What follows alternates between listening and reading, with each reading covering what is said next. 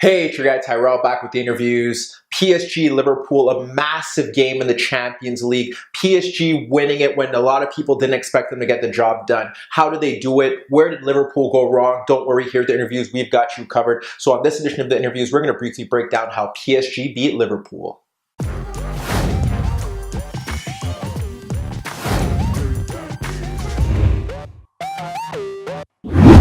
So before we get into today's video, don't forget to give our video a thumbs up if you do enjoy it. The bell below does give you daily notifications regarding our organic, unfiltered soccer/footy analysis. And don't forget to subscribe to our channel. In today's video, we're going to break down the first half, see how Neymar was key to PSG's success, look at how both sides lined up and why PSG had some sort of an advantage, then get to where Liverpool didn't get it right, how they were able to go into halftime down 2-1, and then we'll break down the second half. But first, let's get to the starting lineups. We look at PSG. They kind of switched their system a bit, moving to a 4-4-2 with Mbappe and Cavani up front, Neymar and Di Maria in wider areas, and Marquinhos and Verratti in midfield. Then we look to Liverpool. No real surprises to their starting lineup. They go with Firmino, Mane, and Salah up front. In midfield, Wijnaldum, Henderson, and James Milner. So when we look at this game, we have to look at the shapes. PSG going with a new system. Liverpool sticking to what they know best. So let's get to that and see how PSG were able to find an advantage in the first half.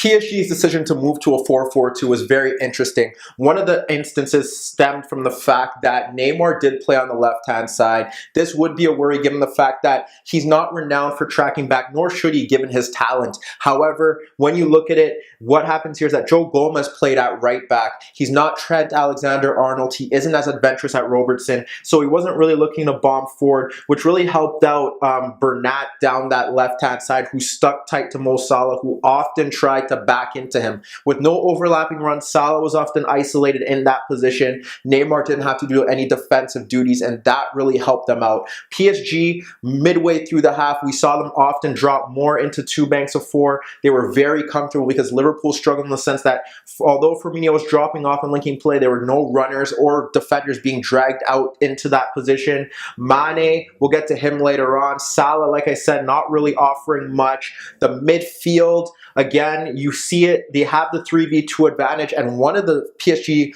midfielders is Marquinhos, who isn't a natural midfielder. So you think that they're going to be able to dictate that zone. But what happens is the fact that when PSG do press, they're able to press with the front four if need be to close them down. They have the front two who could press on Lovren and press on Van Dijk. But what they ended up doing was that if the ball pushed out to the left-hand side, you'd have the marker on that, you'd have the striker on that side push forward and the other one sit on Henderson to ensure that the ball doesn't go into him and vice versa. So Liverpool never really had that safe outlet out the back.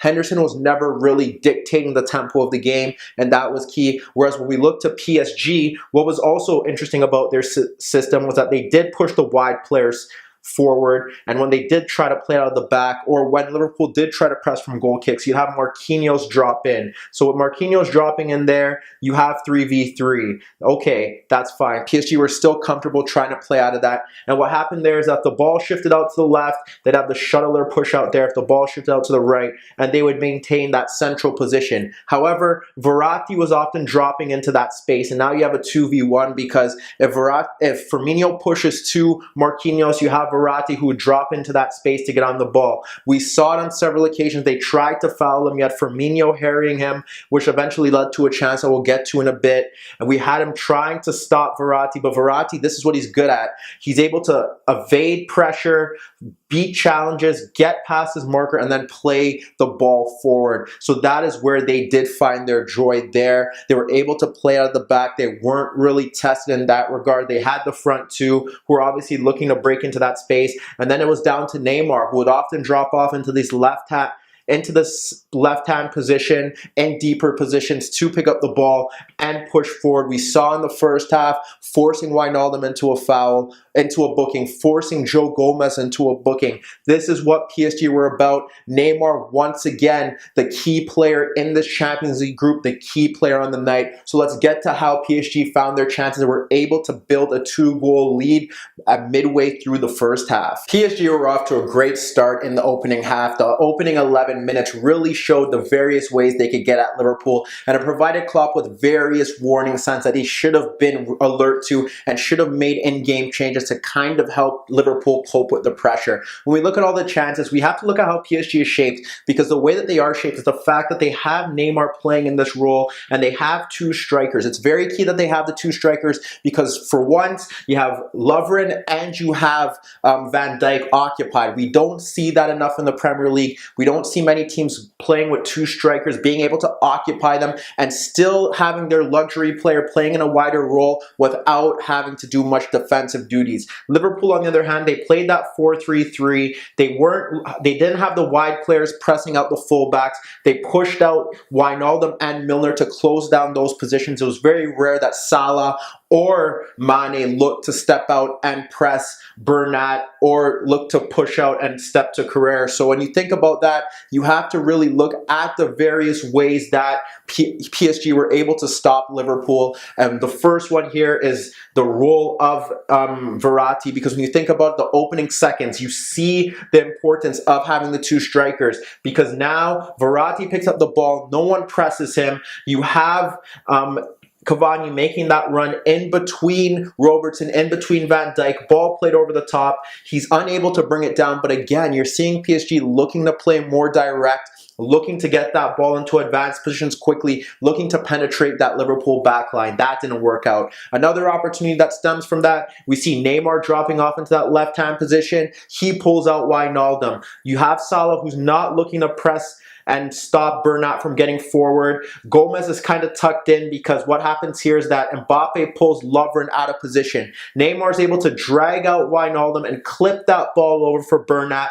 Bernat's able to drive forward, but what happens is that the ball is overhit. He's unable to control it, but again, you're seeing PSG switch it up a bit, looking to go long, looking to add something different to their game, looking to put Liverpool on their toes. We get to some of their better chances. We see the press that Liverpool put on the front three, but like I said earlier, you have Verratti dropping off and no one is stepping to him. That is the big problem. He ends up picking up the ball. Firmino ends up fouling him as he presses him. What does this lead to? Milner, everyone's ball watching. Di Maria, who often picked up a narrow position. What happens here is he's able to play the ball to Di Maria. Milner obviously does come across, but Di Maria is able to cut in on him, and he locates Mbappe running off Gomez, running across Lovren. Lovren goes with him. He gets the ball. Mbappe fires it off Lovren. It goes wide. But again, you're seeing that their defenders are being occupied. They're switching off. They're unable to deal with Verratti because Firmino has to press Marquinhos dropping deeper, when perhaps he probably should have left him there and stuck on Verratti, given the fact that Marquinhos doesn't really offer a threat from deeper positions, doesn't have the passing range as Verratti. However, they didn't go about that. We look up to another opportunity where again, you have Neymar moving out to the left-hand side. This is when Milner and Wijnaldum had switched. So you have Milner stepping to him. Neymar cuts in. What we see here is Di Maria moving out to that position here on the left-hand side in a narrow position, which forces Lovren to step to him. What happens now is that Mbappe holds off Van Dijk. You have Neymar clip that ball into Mbappe. He chests it down to Di Maria, who volleys a superb effort on goal that Alisson pushes away. But again, it's PSG being direct, running through Neymar, the occupied center backs. That is key. We look to one of their better chances, but prior to the goal, again, the ball switched out to Kimpembe. He plays it to Neymar, who forces Wijnaldum to track him. He sees Verratti free, plays it to Verratti. This is one of the few times Henderson steps to him. So he's pulled out of position. With Henderson pulled out of position, he slides it back to Neymar. And now what happens is that Neymar back heels the ball around Wijnaldum, who's tight to him, to Verratti. Verratti's able to pick it up, play it to Mbappe. Mbappe plays it back to Neymar, who is eventually taken out by Milner, but the ball ends up falling to Mbappe, who fires his shot on goal. But you look at those chances in the opening 11 minutes, and you have to think that Jurgen Klopp has to make some changes, because Liverpool are really struggling with PSG being direct, with coping with Neymar, with the occupied center backs, with Verratti getting space. So when we look at the goals, when we look at all the opportunities that did stem in those opening 11 minutes, there are no surprises that PSG scored these ways. When we look at the first goal, it does stem stem from the fact that Neymar is able to drop off into space. Kimpembe isn't closed down by Salah, and what happens is Neymar drops in between Wijnaldum and Henderson to get the ball. When he picks it up, he drops it off to Verratti, and when he drops it off to Verratti, what happens here is that Verratti is behind Mane and Firmino. None of them step to him. That is a big problem. So what happens is that Milner steps to him, Di Maria narrow again, he's able to play it to Di Maria and then get the ball back, and when Verratti gets the ball back, what happens here is that he locates Mbappe, making that run in between Gomez and in between Lovren. He plays the pass into them, and then his cross into the box is cleared by Van Dijk. But what happens is that he clears it into the path in between those two center backs, and it falls to Bernat, who is breaking forward, and his first touch allows him to get across them, and he's able to fire his shot past the keeper. But again, no one picking up Verratti, no one stepping to Kimpembe quick enough. Neymar able to drop into that space freely. Like, that is a big problem for Liverpool. When we look to one of their better chances, what happens here is that it stems from the press. It stems from Mbappe running to Lovren, closing him down. Lovren locates Milner making the run across. And what happens here is that with him making the run across, we actually see Verratti track Milner. He tracks him. He's able to dispossess him. Neymar is able to pick up the ball from there. When Neymar picking up the ball, he locates Cavani. He plays the ball to Cavani, dropping off ahead of the center backs. And when he drops off ahead of the center backs, Neymar plays it to him to bypass Henderson, gets it back, runs past Wijnaldum, and again, it's Mbappe breaking into that space in between those two, Lovren and Gomez, slides it to them, and what happens there, Lovren tracks it well because Cavani's breaking in, the cross does evade Van Dijk, but it hits off Lovren, so it goes into the path of Alisson, and Cavani can't beat him. But again, we're seeing it, we're seeing the pressing that they have. That pass could not go to Henderson because Cavani was sitting on him, and they were able to break quickly. Then we get to the second goal. It stems from a poor touch from Firmino. Kimpembe was already there, and what happens is that we end up seeing Neymar pick up the ball from deep. When Neymar picking up the ball from deep, he looks to wrap the ball around Gomez for Mbappe dropping off with Lovren. So Lovren steps to him. He's able to play it in. He ends up getting the ball back, Neymar, and he drives between Gomez and Henderson to break free, and he slides in Mbappe again. He slides in Mbappe. Mbappe is able to locate Cavani, making the run beyond Van Dijk. He guides his effort on goal. It's saved, but then it falls to Neymar, and he's able to finish his chances. But when you break that down as a whole, we saw the warning signs in the opening 11 minutes. PSG continued down that route. They were able to free up Neymar. Their pressing worked. No one stepping to Verratti. They were winning the battle in transition with Neymar's dribbling and no one being able to pick him up like we've seen throughout this group. So now let's get to Liverpool. Let's see what they try to do and how they struggled going forward and why they were unable to create chances against PSG. In fairness, Liverpool were very fortunate to get a goal before halftime. They struggled to really break down PSG, and PSG weren't doing anything extraordinary. They were basically down in 2 banks of 4. They had one marker sitting on Henderson or close to him to ensure that ball's going to be played into him. They had Robertson playing a bit higher, which eventually meant that Di Maria had to drop off a bit deeper. And when you look at it, there was so much space in this left channel, but nothing was really going on there. So like I said, Firmino was dropping off, linking play, not much happening there. Bernat was staying tight to Salah with his back to goal and ensuring that he couldn't turn. They weren't getting anything going. The midfield weren't producing anything. And this is really strange given the fact that when you look at that PSG side, they were creating chances, but they went through spells where they weren't able to dictate the midfield. They were losing control of the game. When you think about Liverpool's best chances, 2 of them, which was basically what was created in that half, one stemmed from Kimpembe being on the ball too long, Mane and Salah eventually pressing him and forcing him to give the ball away, Milner out in that half, and he ends up, after some patient possession, pulled back to Salah, but he guided his effort wide in the net. And the build-up to the goal is just, or the penalty that was awarded, again, just sloppy from PSG. Marquinhos getting dispossessed by Mane. Mane's then 1v1 with Tyrrell, and he's able to just barge by him, and you have Di Maria tracking back, but Di Maria makes a a reckless lunge in the box. It's a penalty. Milner converts, and that's how the score went into halftime. PSG very good, possibly could have been up more goals, but what happened there was that they committed a few defensive mistakes and Liverpool pounced. So now let's get to the second half and see how both sides would look to approach the game, how Liverpool would attempt to rescue it, and how PSG were able to save it.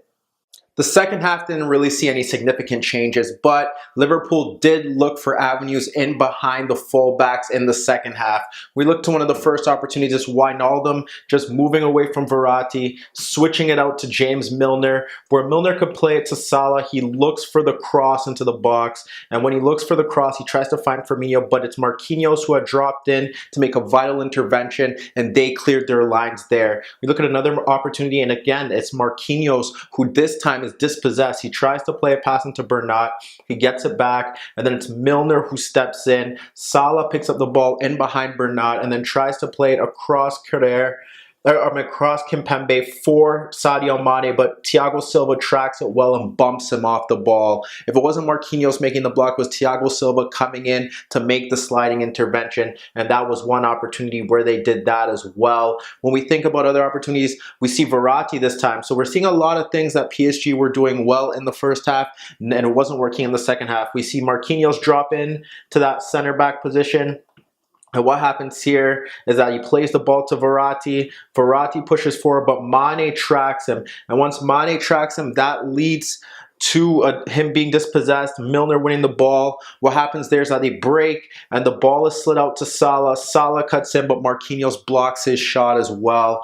We think about more opportunities. It's just about Thiago Silva getting in behind, Robertson playing it in to Mane. Mane is able to hold off Carrera. What happens? He turns him, and he plays the ball in between him for Robertson. It's Thiago Silva coming across. PSG were struggling to create chances. They weren't really taking control of the game. We look at the first half, a lot of it came through Neymar, but that's not sustainable because you don't expect him to he should play at that level for the entire 90 minutes, but it just doesn't work. They need other creative options. Mbappe and Neymar were drifting to the left-hand side to get on the ball, but often being either crowded out, misplacing the final pass, or just running out of ideas. Cavani lacked service, so that wasn't really working for them. They ended up making some changes. They brought on Choupo-Moting, they brought on Dani Alves, which pushed Neymar and Mbappe up front and pushed those two players into the wider positions. That made sense because now it ensured they had more defensive coverage out in the wider areas, and they can have Neymar and Mbappe break on the counter.